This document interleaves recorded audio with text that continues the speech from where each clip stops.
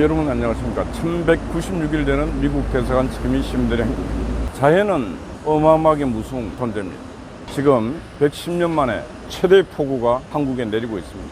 지금 충청도 일대에 보면은 논밭이 도로가 물바다가 되어 있습니다. 호수가 되어 있습니다. 지금 거의 40명 이상이 지금 목숨을 잃었습니다. 이재민도 엄청나게 발생했습니다. 충청도뿐만 아니고 경상도 할 것 없이 전 지역이 그렇습니다. 제가 볼 때는 전라도 일대는 더 심하리라 보고 있습니다. 태양강으로 산을 다 깎아서 민둥산으로 만들어 놨기 때문에 아마 전라도 일대도 엄청난 사고가 일어났을 것입니다. 아직까지 보도되는 것은 국민들이 잘 신뢰를 할 수가 없습니다. 왜? 언론인들이 거의 다 민주당 편이기 때문에 자신들에게 불리한 것들은 보도도 안 되게 할 수도 있고 축소 보도할 수 있는 자들이기 때문에 그렇습니다. 자연을 진짜 잘 가꾸고 잘 지켜야 됩니다. 이 우람한 자연을 박정희 대통령이 만들었습니다. 산림 녹화라는 이름으로 그때는 전 국민이 하나가 돼서 나무 심기 하고 그런 일을 했습니다.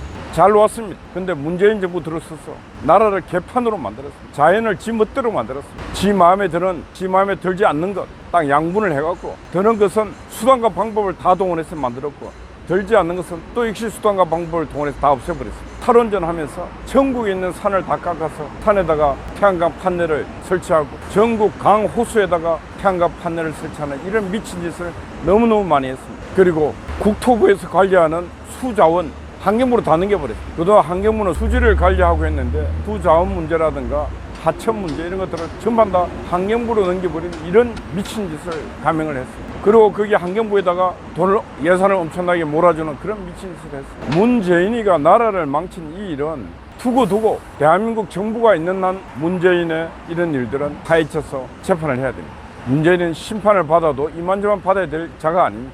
그 4대강 사업도 만약에 지금 4대강 사업을 안 해놨으면 아마 어마어마한 사람이 죽어갖고 어마어마한 피해가 있을 것입니다. 그 야당의 반대를 뚫고 4대강 사업을 그래도 해놨기 때문에 오늘날 이렇게 순식간에 폭우가 쏟아진 이런 일, 100년 만에 물폭탄이 쏟아진 이런 일에도 4대강은 어느 정도 받아낼 수 있는 부분은 받아냈습니다. 전임 정부가 하고 잘했다고 생각해서 허물어 버리려고 했던 그 자들의 그런 모습들, 지금 자연이 그들에게 경고를 주고 또 실상을 보여주고 있는 것입니다. 그들은 뭘 했습니까?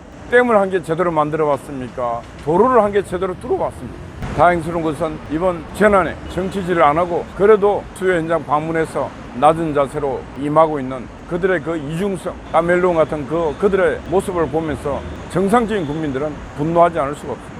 자연재해가 와서 숱한 사람들이 죽어가고 있다 보니까 이제 이태원 참사, 민주노총, 분신 노동자 죽음의 대가를 내놔라 그런 소리 안 하고 있는 게 천만다행입니다.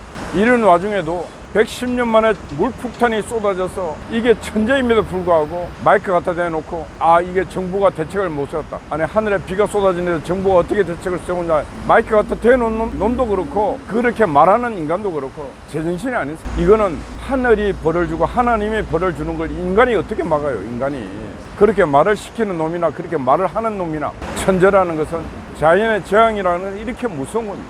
어떤 인간도 피할 수 없는 것입니다. 피할 수 있다는 것은 이런 도심에 보세요. 얼마나 잘해놨어. 어마어마한 예산을 들여갖고 엄청난 비상대책을 다 세워놓고 있다 보니까 도심에서는 죽어가는 사람들이 거의 없습니다. 그래서 어떻게 해야 되는가? 한국이 앞으로 100년, 200년, 300년, 400년, 500년, 1000년이 가려면은 빨리 지역 균형 발전 빨리 해야 됩니다. 지역마다 그 거점 도시가 서울과 같은 그런 모양으로 도시계획을 잘 해서 이런 위기가 왔을 때 재난에 대응할 수 있는 자급자족의 도시, 스스로 대책을 세우고 할 수 있는 그런 도시로 탈바꿈하기 위해서 지역 균형 발전, 서울에 있는 예산도 지방으로 보내고 서울에 있는 인구도 지방으로 보내서 지방마다 한 50만의 거점 도시를 만들어야 됩니다. 그게 바로 제가 늘 말하는 혁신 도시를 중심으로 그런 도시를 만들어내면 되는 것입니다. 혁신 도시에 빨리 국제 수준의 초, 중, 고등학교를 세우고 그 주변 인근에 있는 각 종합대학들과 연결해서 국제 수준의 대학으로 또 육성 발전시키는 그런 계획이 선다면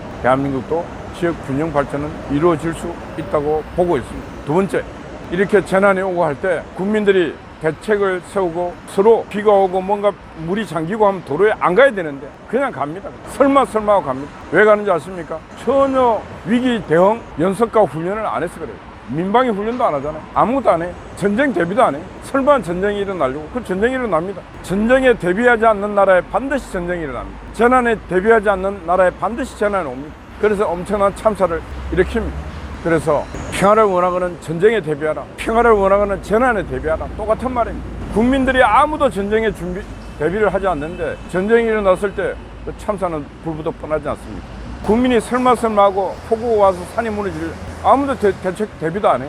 그때 이렇게 참사가 오는 것입니다. 그래서 이번 이 참사를 계기로 민방위 훈련은 민방위 훈련대로, 재난 훈련은 재난 훈련대로, 대피 훈련은 대피 훈련대로 이 진짜 실질적인 훈련을 해야 된다.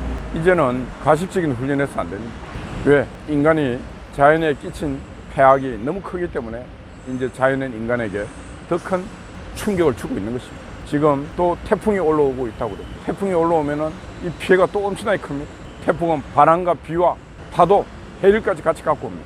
앞으로 대한민국을 책임질 정부는 어마어마한 위기들이 오고 있기 때문에 진짜 말장난하고 말싸움하는 그런 놈들이 정치를 하면 안 됩니다. 이제 전문가들이 들어가서 정치를 해야 됩니다. 전문가 시대가 왔기에 전문가가 정치하지 않으면 이 나라를 망합니다. 이재명이 같은 인간, 지금 민주당 같은 인간, 지금 국민의힘당 같은 인간들이 덕실거리는 한국판 정치는 한국을 지구상에서 멸망하게 만들 수 있다는 것을 제가 말씀드립니다.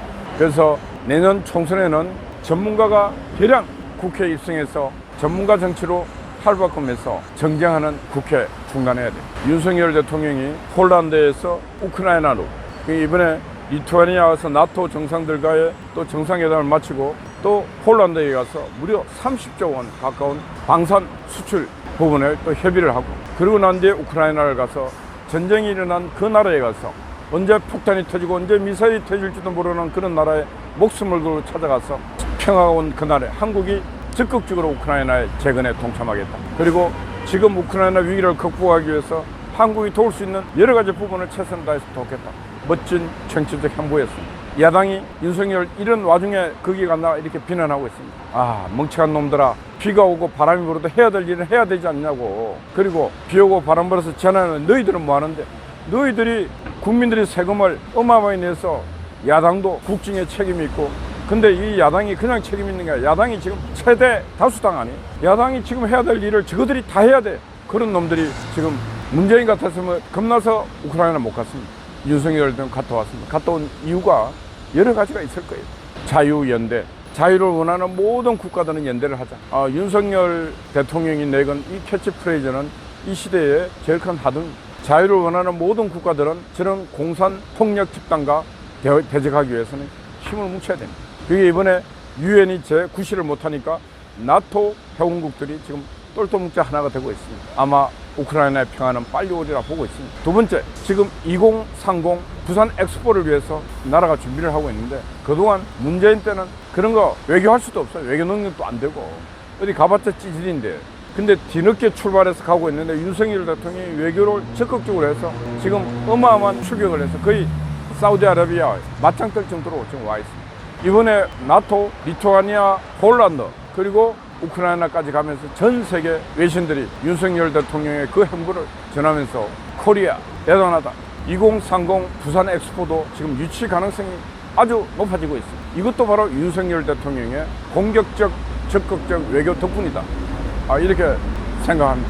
정상적인 국민, 상식적인 국민이라면 이런 생각을 해야 됩니다. 근데 민주당 저것들은 나쁜 것만 보고 나쁜 것만 공격하니까 눈에 보이는 게 없습니다. 인생을 살면서 여러분 사주팔자 운명론 이렇게 보면은 항상 내가 멀쩡한 사람인데 어느 날부터 동냥을 하기 시작합니다. 그럼 어떻게 됩니까?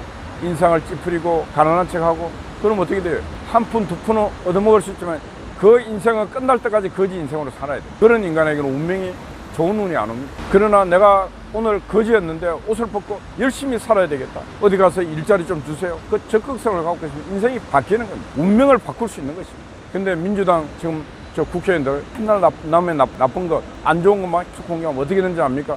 저들 인생은 막장입니다. 저들의 가족까지, 자식까지 막장으로 갑니다. 신이 존재하는 역사에 저런 인간들이 성공한 케이스는 없습니다. 순간을 호기호식할지 몰라도 영원한 평화는 없는 자들이, 이미 영생을 포기한, 영원한 평화를 포기한 무신론자들, 공산주의 유물론자들, 그런 자들의 인생을 살고 있는 저들이 얼마나 비극적이고 비참한 인간들입니다.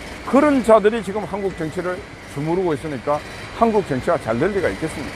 그래서 항상 긍정적이고 항상 자비심, 자긍심 그런 걸 갖고 인생을 살아야 된다. 그런 말씀 드리고 윤석열 대통령이 지금 운명론적으로 운빨이 받는 이유는 모든 걸 적극적으로 긍정적으로 그래서 일을 헤쳐 나가고 있기 때문에 지금 이 땅 대한민국이 그래도 희망이 보이고 구동축이 발전적으로 도고 있다 이런 말씀 드립니다. 이번 주 금요일이면 이제 1200일 됩니다. 1200일 때 오후 5시 이곳에서 초절한 세리머니를 계획하고 있으니까 시간 되시는 분들은 참석하셔서 떡 한 조각이라도 같이 먹고 식사도 같이 했으면 좋겠습니다. 오늘은 7월 17일 제헌절입니다. 오늘 장기표 선생이 오후 2시에 여의도 국회에서 이 나쁜 국회의원들 권력을 내려놔라 이런 투쟁을 계속 해가고 있는데 오늘 좀 규모 있는 투쟁을 합니다. 여러분 시간 되시는 분들은 여의도로 직결해서 힘을 보태주시면 고맙겠습니다. 어젯밤에는 우리 종창아재가 밤을 또 지켰습니다. 아침 일찍 언제나 변함없이 송아재 와서 아침을 여우고 있습니다. 여러분 오늘도 파이팅입니다. 감사합니다.